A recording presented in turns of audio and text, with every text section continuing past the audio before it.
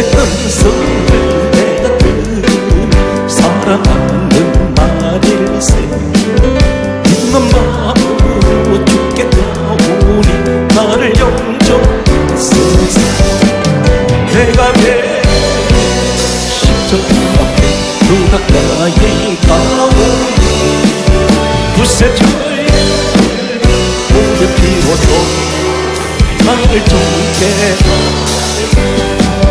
주여 들으신 은혜 베푸사 나를 받아주시고 나의 품은 뜻 주의 뜻까지 되게 하여 주소서. 내가 매일 십자가 앞에 그 가까이 가오니 부세처에 목에 피워서 나를 좋게 하소서. 주의 봉사로 나아가게 어찌 남이 기쁠까. 주의 얼굴을 항상 내보며 넘치는 할렐루야. 내가 매일 십자가 앞에 그 가까이 가오니 부세주의 목에 피워서 나를 찾게 하소서. 우리 구주의 늙은 사랑은 그냥 발짝 없으며 주가 주신 담대 기쁨도 헤아릴 수 없고 내가 매일 십자가 앞에 그 가까이 가오니 부세주의 목에 피워서 나를 좋게 하소서.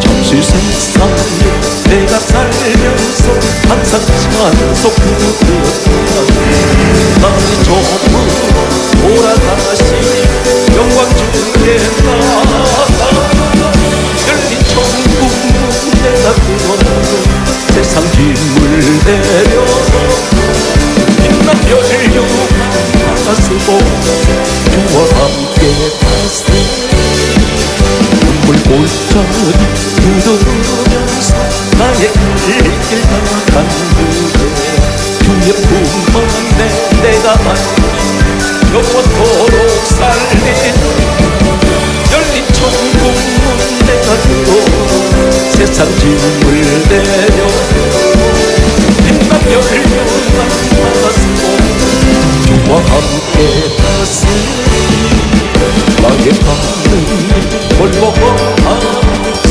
복복을 입어 고난 나의 곳곳 없어 복된 날이 밝아오 열린 천국 가지고 세상 짐을 내려놓고 빛난 혈육한 가슴 보고 주와 함께 갔으니 한숨가시도 죽음은 사고하며 기다리니 내가 드리는 주를 대면 나의 기쁨 넘치니 열린 천국 내가 들어오고 세상 짐을 내려놓고 빛난 혈육한 가슴 보고 주와 함께 갔으니.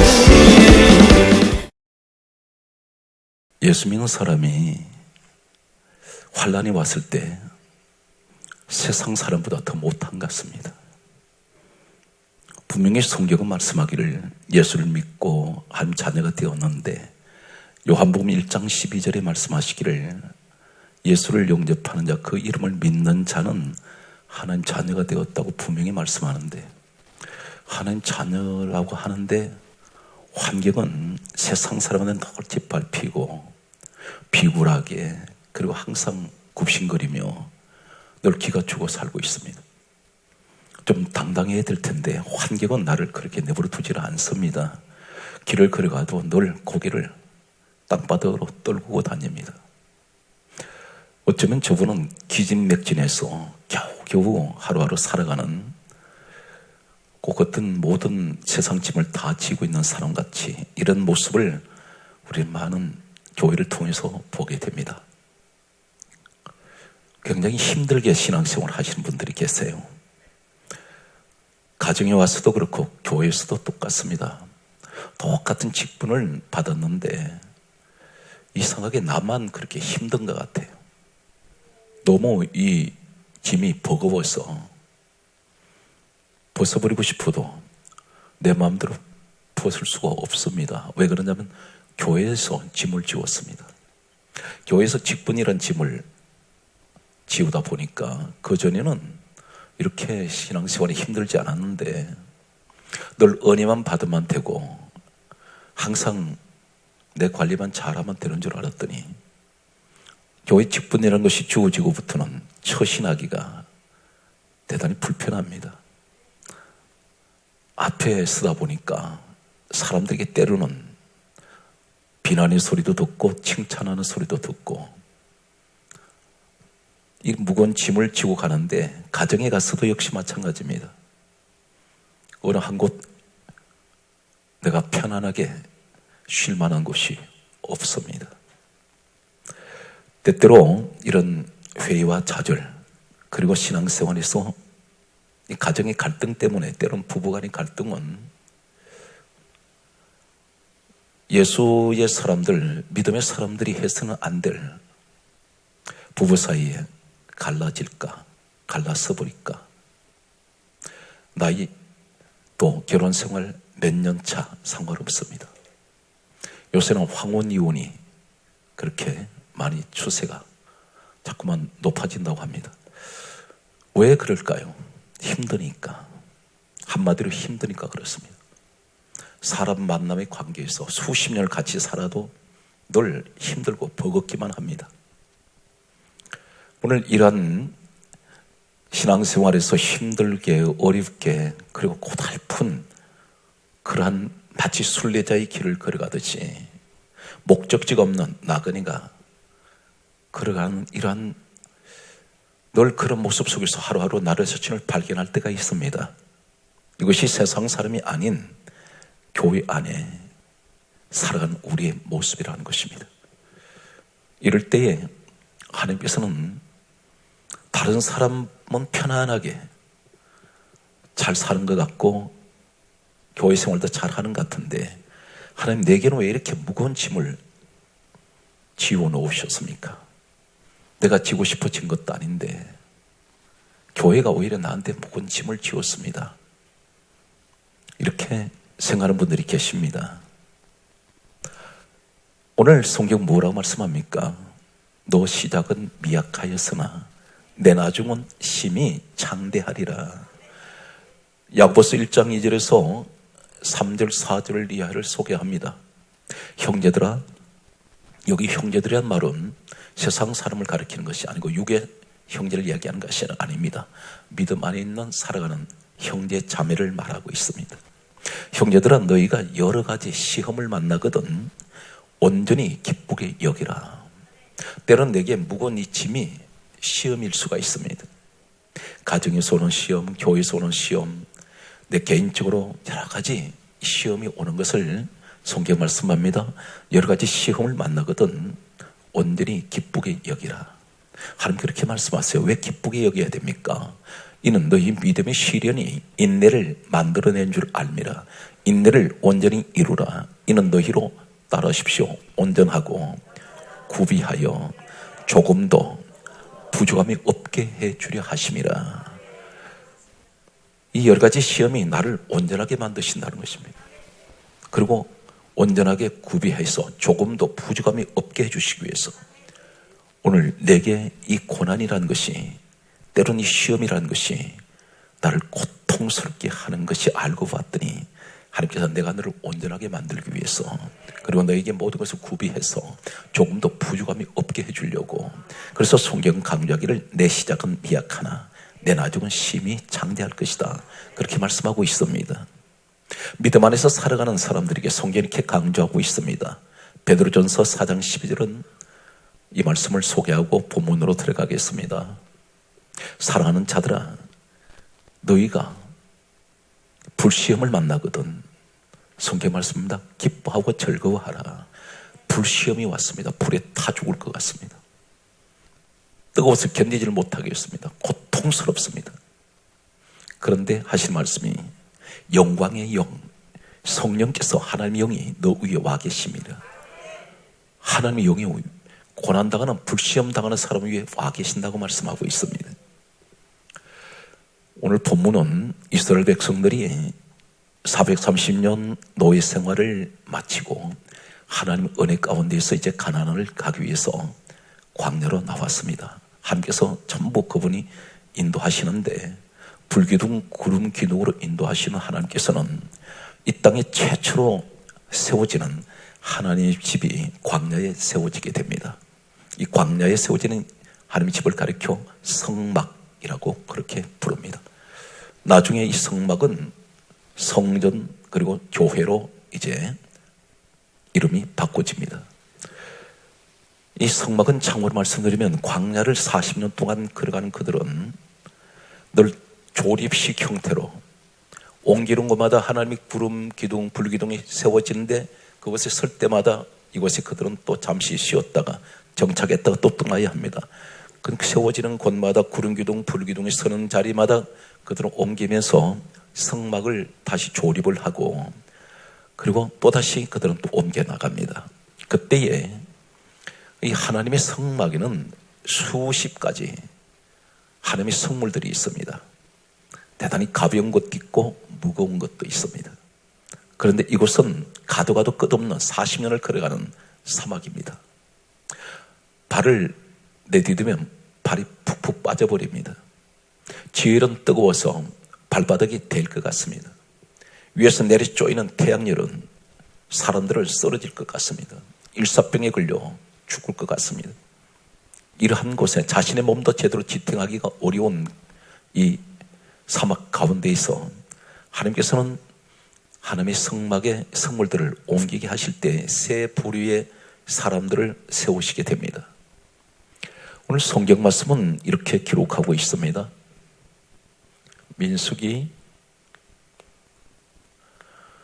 7장 3절에 보면 하나님께서는 이 성막의 성물들을 옮기게 하실 때에 미리 말씀드립니다.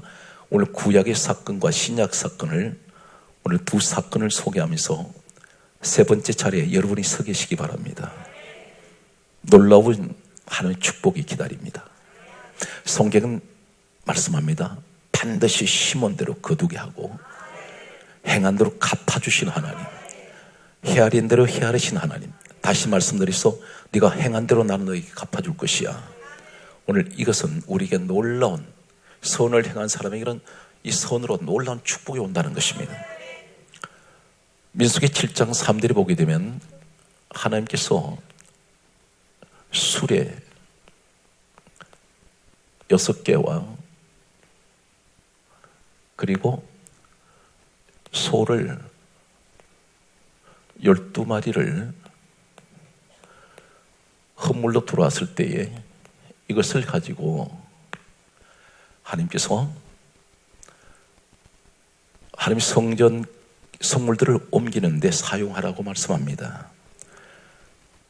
참고로 말씀드리면 수레 하나에는 소가 2마리가 끌고 가게 되어 있습니다.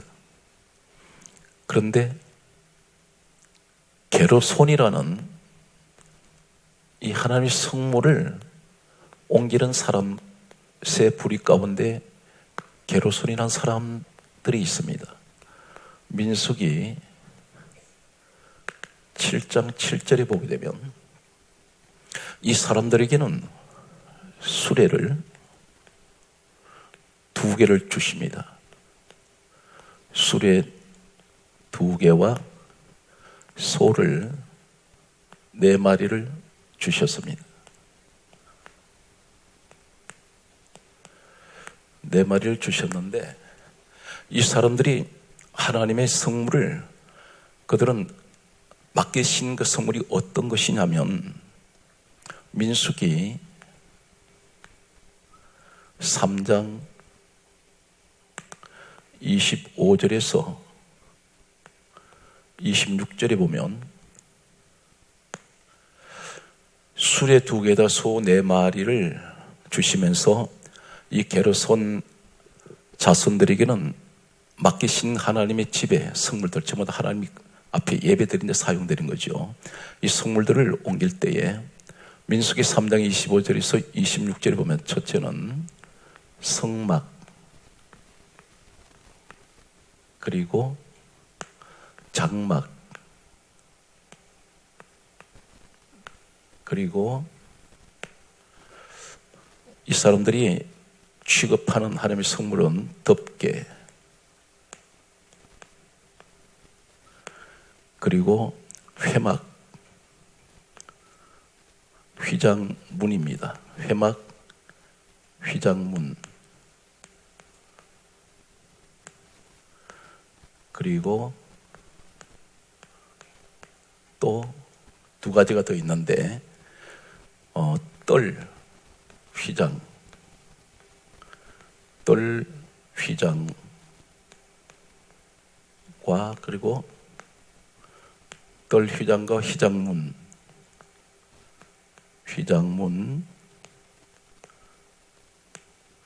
그리고 그들에게 하시는 말씀은 이것을 잡아매는 줄을 관리하라고 하셨습니다.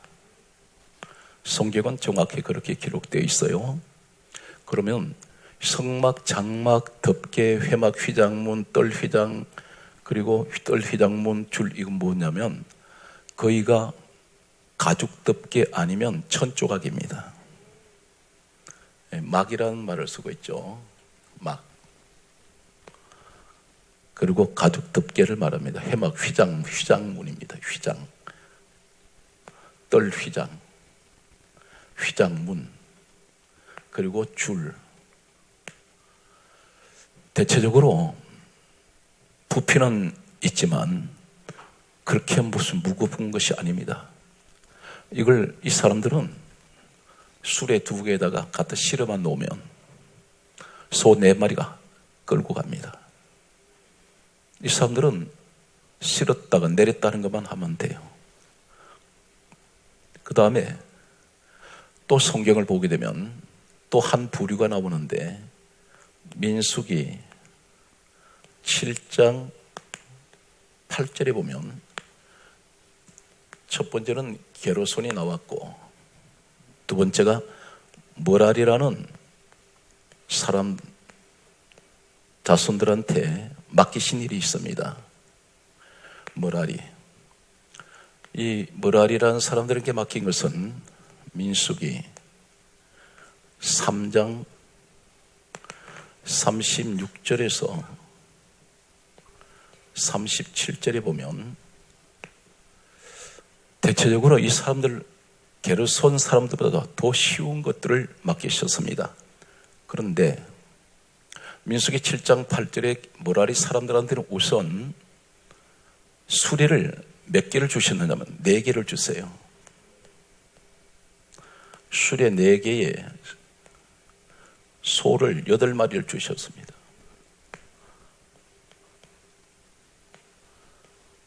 소가 8마리입니다. 그런데 이 사람들이 민수기 3장 36절에서 37절에 이 사람들이 수레 4개에다가 실어서 소 8마리가 끌고 가는 성물들은 어떤 것이냐면 성경은 성막, 널판입니다. 성막 널판. 성막 널판을 옮기게 하셨습니다. 그리고 띠. 성경은 그렇게 말씀하십니다. 띠. 그리고 기둥. 그리고 기둥 받침대.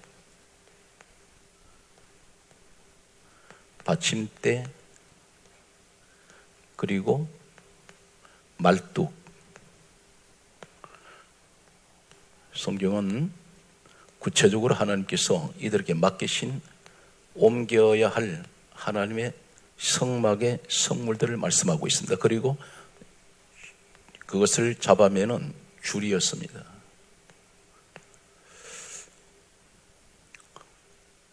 대체적으로 대단히 쉬운 것들입니다. 성막 널판 갖다 실으면 돼요. 널판 조각, 그리고 띠, 기둥들, 그 기둥 받침대, 말뚝, 줄, 이것이 전부입니다. 이 사람들은 혼자 걸어가면 됩니다. 다 소가 수레를 끌고 가기만 하면 됩니다. 그냥 힘들지 않습니다. 그런데 세 부류 가운데 한 부류는 전혀 이해하지 못하는 이런 일을 맡기세요. 민수기 7장 9절에 보면 고핫이라는 자손들이 있습니다. 이 고핫이라는 사람들에게는 성경은 민수기 7장 9절에 이렇게 말씀합니다. 그들에게는 아무것도 주지 아니하셨다고 되어 있습니다. 주지 아니하셨으니. 이 사람들에게는 술이 하나도 안 주십니다. 소 한 마리도 안 주십니다. 그런데 더 이해가 되지 않는 것은 하나님은 이 성막 가운데에서 가장 무거운 것들만, 쇳덩어리만 이 사람들에게 맡깁니다. 성경은 민수기 7장 9절에 그들에게는 주지 아니하시고 대신 무엇을 말씀하냐면 어깨에 매는 일을 하게 하셨다 했습니다. 어깨에 매는 일. 혼자 걸어가는 것도 힘들은데 40년을, 날만 새면 40년을 이 사막을 가도 끝없는 40년을 걸어야 되는 이곳을 하나님께서 이 쇳덩어리들을, 금부치들을 메고 가려고 하시는데 혼자 매지 못합니다. 어떤 것들일까요? 민수기 3장 31절에 보면 첫째가 정곡에,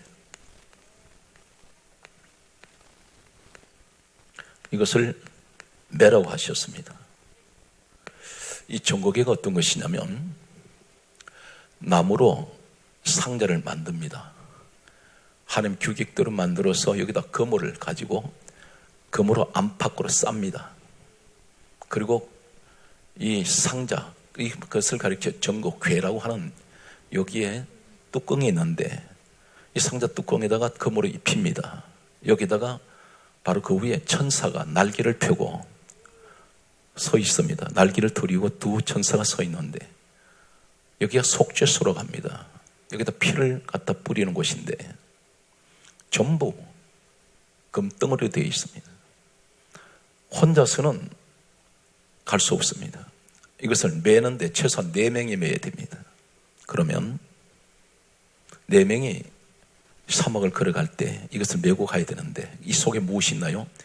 성경이 이렇게 강조하고 있습니다. 열왕기상 8장 9절에 보면 8장 9절에 궤 안에는 아무것도 없으니 두 돌판 외에는 아무것도 없으니 모세가 호렙에서 그 안에 넣은 것이었더라. 십계명 들어 있습니다. 이 안에 하나님 주신 십계명이 거기 들어있고 금덩어리로 된 나무를 완전히 싸버린 이런 금부치를 이거 매야 됩니다. 4명이 맸을 때 키가 거의 같아야 됩니다.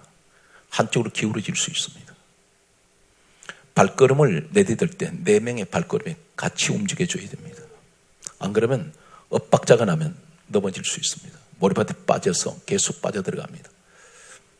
제대로 혼자 걸어가기도 힘드는데 4사람이 같이 보조를 맞춰 같이 걸어야 됩니다. 그냥 걸어가도 서 있기만 해도 땀이 비 오듯이 쏟아지는데 이것을 메고 가자니 얼마나 힘듭니까? 그런데 이 사람들은 게르손이란 사람들, 머라리 사람들은 아무 수고도 매는 수고가 없습니다. 여기 그 다음에 무엇이 있나요? 또 보게 되면 상이 나옵니다. 민수기 3장 31절에 보면 이 고아 사람들이 어깨에 매는 것이 정곡에가 나오고 상이 나오는데 떡상입니다. 이 떡상도 나무에 금으로 안팎으로 입혔습니다. 이건 역시 혼자 들고 가기가 불가능합니다. 여러 사람이 메고 가야 합니다. 전부 다 매라는 것입니다. 그 다음에 보게 되면 또 어떤 것입니까? 등잔대가 있습니다. 등잔대. 이 등잔대는 살구나무 형상으로 줄기가 7줄기가 올라와 있습니다. 완전한 금 덩어리입니다. 순금 덩어리입니다. 대단히 큽니다. 작은 것이 아니에요. 이 등잔대 7 금촛대라고 말씀합니다. 여기다가 감람유라는 기름이 그 속에서 심지를 통해서 불을 올라오면 불 박혀야 됩니다. 혼자서 가져갈 수 없는 것들입니다. 전부 무거운 쇠붙이들입니다. 이걸 전부 다 매라는 것입니다. 몇 년 동안? 40년 동안. 누구에게만? 고아실한 사람들에게. 똑같은 하나님 일을 하는 사람들인데 하나님 왜 이렇게 불공평하세요?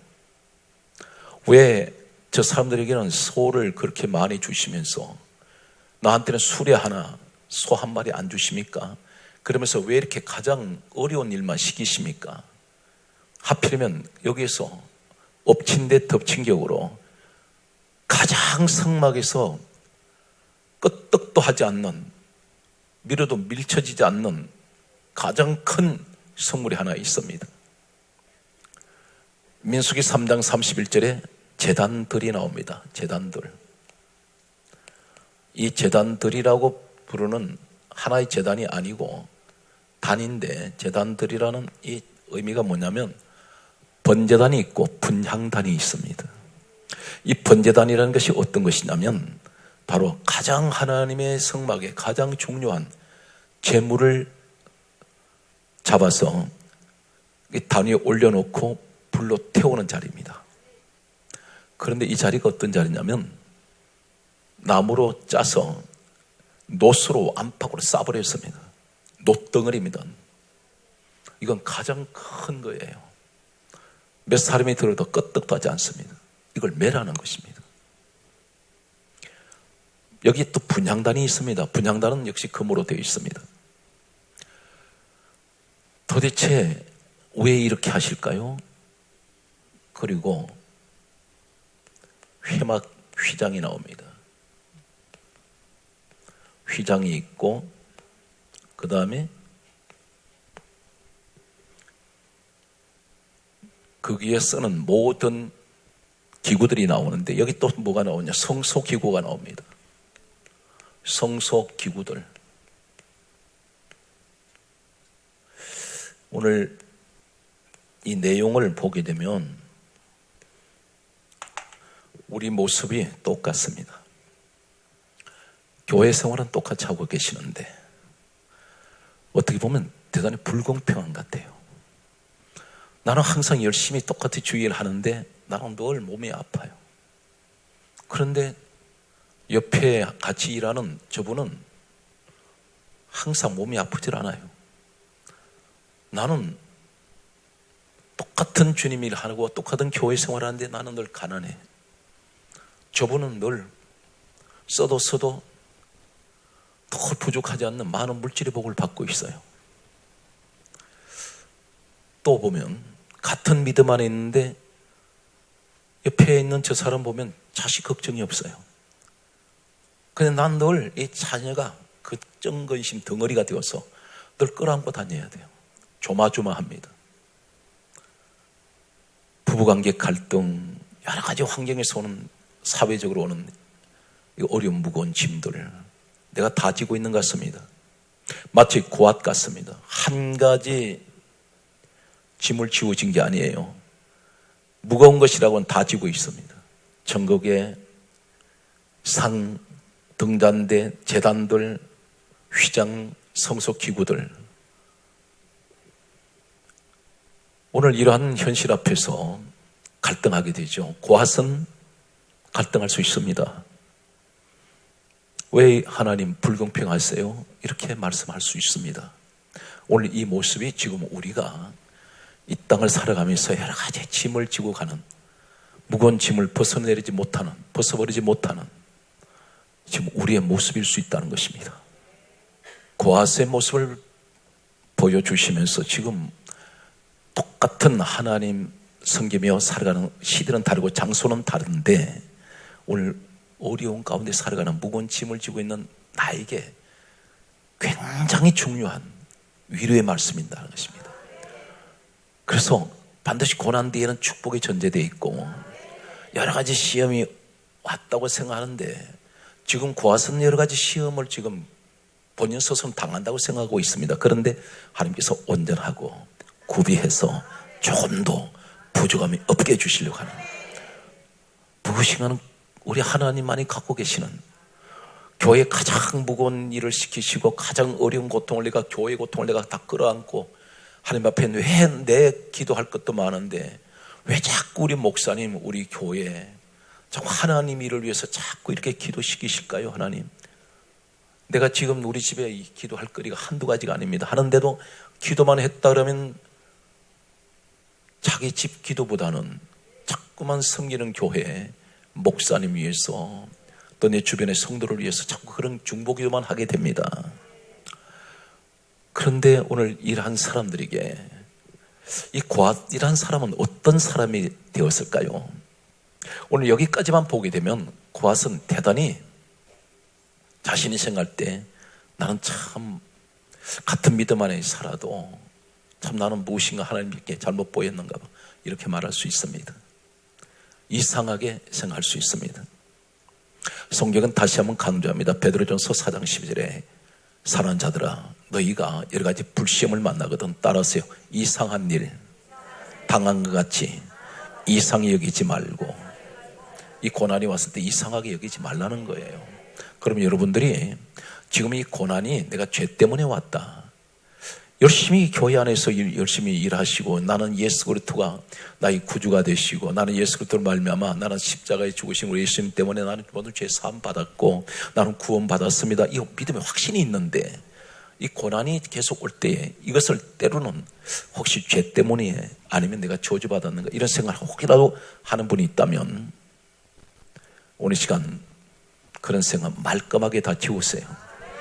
성경은 우리에게 뭘 말씀합니까? 로마서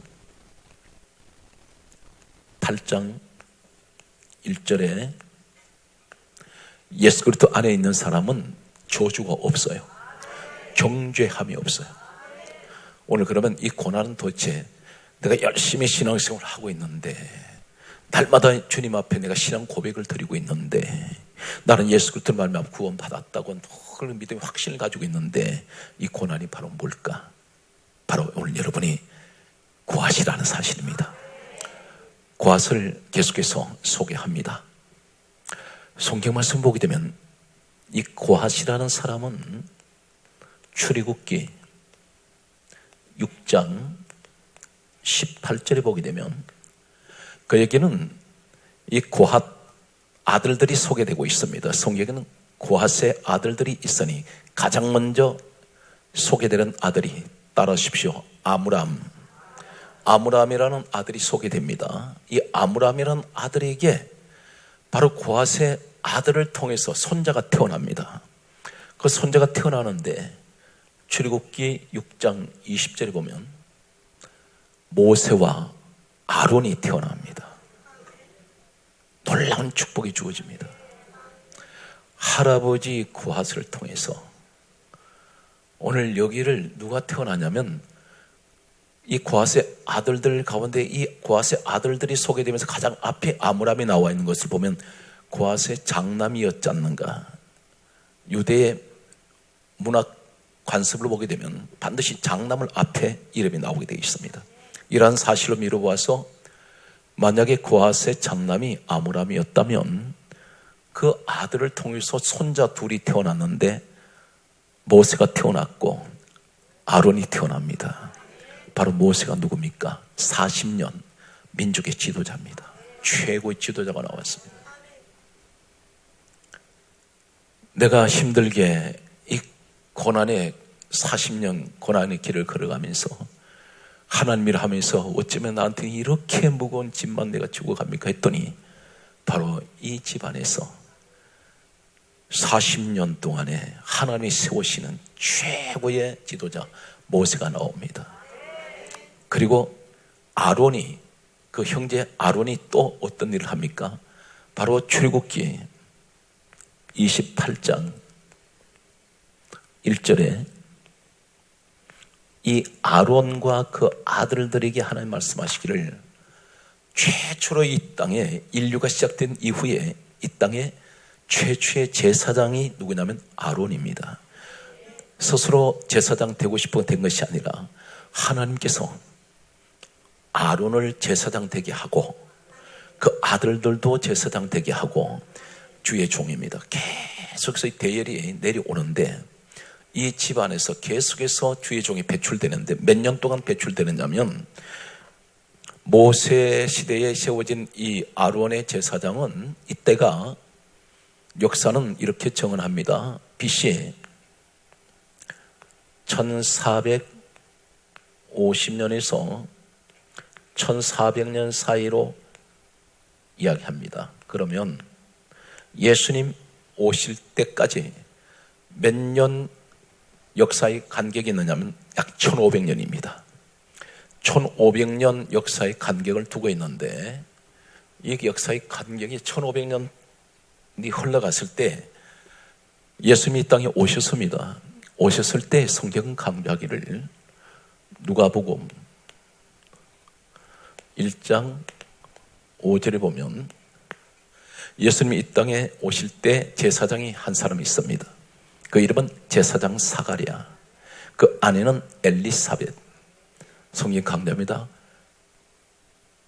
이들은 아론의 자손이었더라, 이렇게 기록해요. 1500년 동안 제사장입니다, 이 집안에. 그러면 그 앞에 그 할아버지 고핫 매는 일을 했어요. 다른 사람 다 쉬고 있을 때 이 사람은 땀을 뻘뻘 흘리면서 쓰러질 것 같은 무거운 짐을 지고 걸어가야만 했던 사람입니다. 옆에서 잡담하고 웃으면서 장난치며 걸어가는 게르손이나 무라리 사람들이 있는가 하면, 수레에 실어놓고 끌고 가는 사람들이 있는가 하면, 이 고아 사람들은 맨날 매야 됩니다. 죽을 것 같습니다.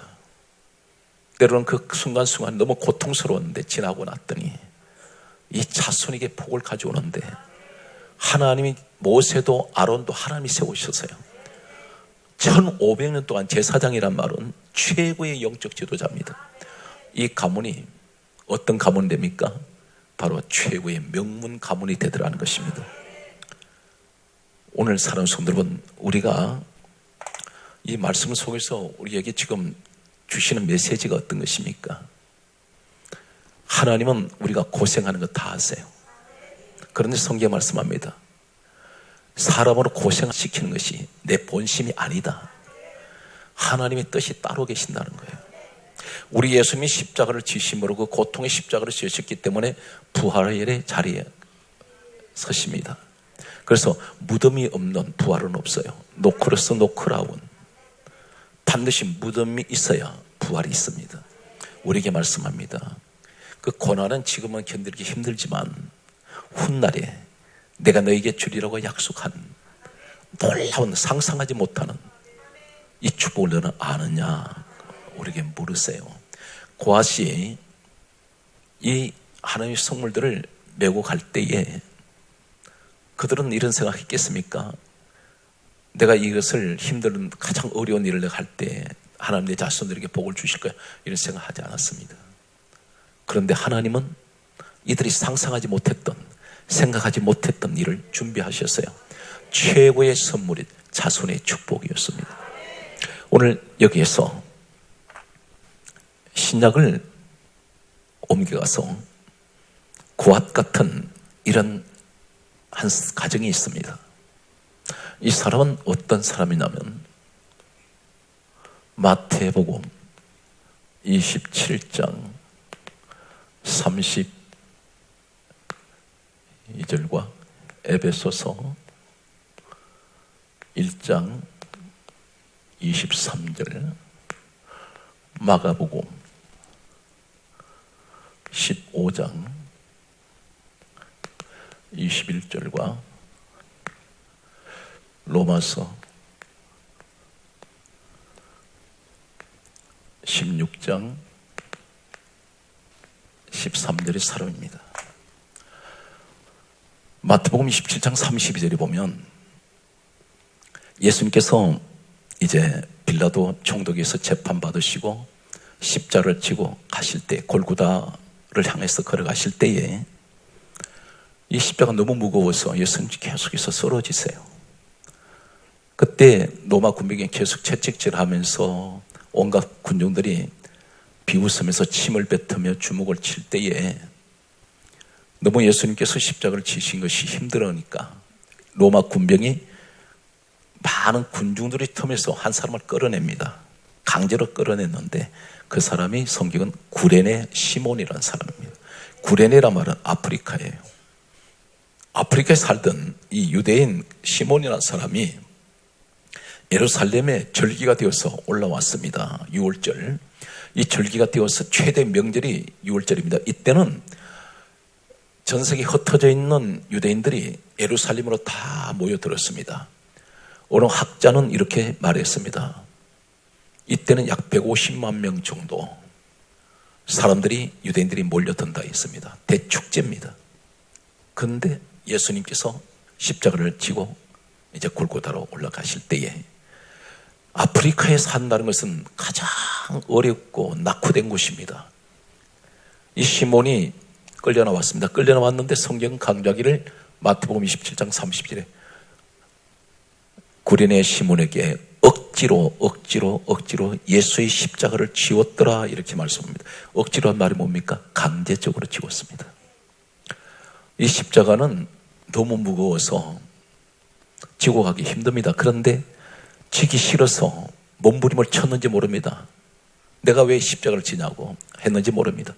뿌리치려고 했는데 억지로 지어져 버렸습니다. 십자가를 지고 갔던 이 구레네 시몬은 끝까지 목적지까지 십자가를 지고 올라갔습니다. 그런데 그 얘기는 예수님을 가리켜서 뭐라고 말씀합니까? 에베소서 1장 23절은 교회는 주님 몸이라 했습니다. 바로 영적으로 보았더니 이 구레네 시몬이 억지로 진 그 십자가는 예수의 십자가였습니다. 그런데 주님의 몸된 교회에 지금 현재 내가 억지로 지워지는 십자가가 있어요. 나는 전혀 원하지 않았는데 타에 의해서 교회에서 나한테 이 십자가가 지워졌습니다. 교회 봉사할 때 교회 모든 직분은 바로 누구 일을 하기 위해서 하는 것입니까? 주님 일을 하기 위해서 하는 겁니다. 그런데 그것은 전부 다 내게 지어진 주님의 십자가예요. 그런데 이 십자가를 지고 가는 그는 마가복음 15장 21절에 보면 그에게는 두 아들이 있습니다. 알렉산더와 루포라는 두 아들이 있었습니다. 그런데 성경의 말씀을 보게 되면 구레네 시몬 아버지가 예수님 십자가를 억지로 졌는데 오늘 복음적으로 교회, 주님 몸된 교회에 내가 이 직분을 받아가지고 내가 지기 싫었지만 이 직분 맡고 싶지 않았지만 억지로 주님께서 내게 맡겨주신 주님의 십자가를 생각하고 지고 갔더니 성경 한 번도 이 구레네 시몬이 중간에 중도의 십자가 내려놓았다는 말씀이 없어요. 목적지까지 그는 다 갔습니다. 그런데 로마서 16장 13절에 위대한 바울이 이렇게 말합니다. 루포와 그 어머니에게 문안하라. 그의 어머니는 곧 내 어머니니라. 이렇게 말합니다. 여기서 일부 어떤 이는 이렇게 말합니다. 여기 나타나는 로마서 16장 13절에 루포라고 나오는 이 이름은 그 당시에 여러 사람들이 사용했던 이름이기 때문에 바로 구레네 시몬의 아들 이름은 아닐 것이다 이렇게 말한 분이 있습니다. 그러나 성경을 아무리 훑어도 아무리 수십 분을 뒤져보아도 루포라는 이름이 나오는 사람은 바로 구레네 시몬의 아들 이름밖에 없습니다. 그래서 대체적으로 학자들은 오늘 로마서 15장 13절에 루프와 그 어머니에게 문안하라. 그 어머니는 곧 내 어머니라고 말한 바로 바울이 말하는 이 어머니는 바로 구레네 시몬의 아내였다는 것입니다. 무엇을 말합니까? 당대 최고의, 그리고 예수님 오신 2000년 역사 속에 바울 같은 위대한 주의 종이 없습니다. 그런데 가장 위대한 이 바울이 구레네 시몬의 아내를 가리켜 내 어머니라고 부르고 있습니다. 이 집안의 식구들이 존경을 받습니다. 그리고 누프라는 이 아들은 역사에 보게 되면 주의 종이 됩니다. 알렉산드라는 이 아들은 로마의 유명한 사람이 됩니다. 이 집안 전체를 하나님 축복을 해버립니다. 오늘 고핫산 집안, 구레네 시몬이라는 사람의 집안, 한결같이 그의 수고들은 반드시 후세에 그 자손들에게 하나님 축복하시는 것을 보게 됩니다. 이 시대는 교회가 대단히 어려운 시대를 우리는 직면하고 있습니다. 모든 예수 그리스도 피로 사신 교회마다 어렵습니다. 사랑하는 성도 여러분, 그 어려운 교회에 그 어려운 무거운 짐이 있으면 여러분이 지십시오.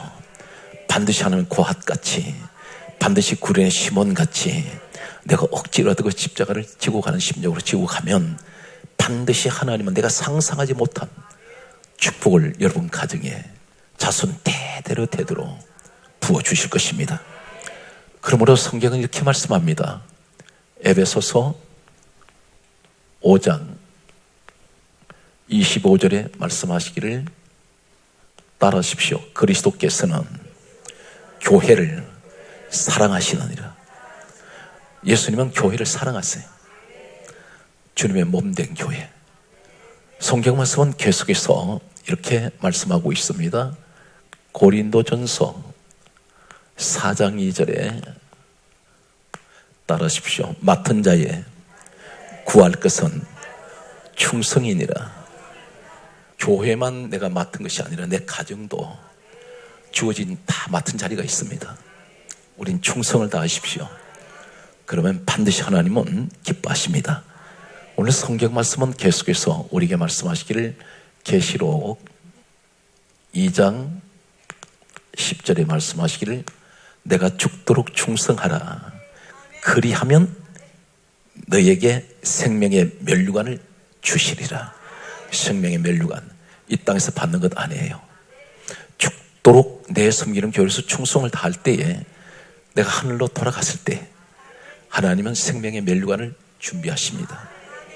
그래서 성령을 받은 사람은 나타나는 현상이 있어요. 그것이 어떤 것입니까? 사도행전 5장 42절에 말씀하시기를 다음 같은 말씀하십니다. 날마다 성전에 있든지 집에 있든지 예수를 그리스도라 가르치기와 전도하기를 그치지 아니하는지라. 이 사람들 문화는, 성령 받은 사람 문화는 항상 내 가정 교회예요. 이 문화가 있습니다. 그리고 그들은 모였단 뭐랍니까? 예수는 그리스도라 가르치기와 전도하기를 그치지 않습니다. 두 가지를 합니다. 전부 모이면 예수 얘기해요. 세상 이야기를 하지 않아요.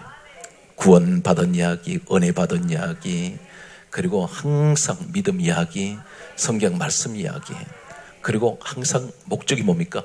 영혼 구원에 있어요. 한 사람은 주님의 눈을 가지십시오. 주님의 눈은 항상 어떤 눈입니까? 영혼 구원이에요. 그래서 어떠하든 내 저 사람한테 친절을 베푸는 목적도 결국 무엇입니까? 결국은 저 사람 주님 앞으로 인도해서 저분도 구원받게 하고 하나님 자녀 되게 하는 것입니다. 오늘 여러분 이 축복의 주인공이 되십시오. 그래서 오늘 말씀의 결론은 다음과 같이 결론을 맺습니다. 오늘 성경 말씀을 보게 되면 사도행전 4장 12절의 말씀 우리는 꼭 기억합니다. 따라서 구원은 예수님밖에 없습니다.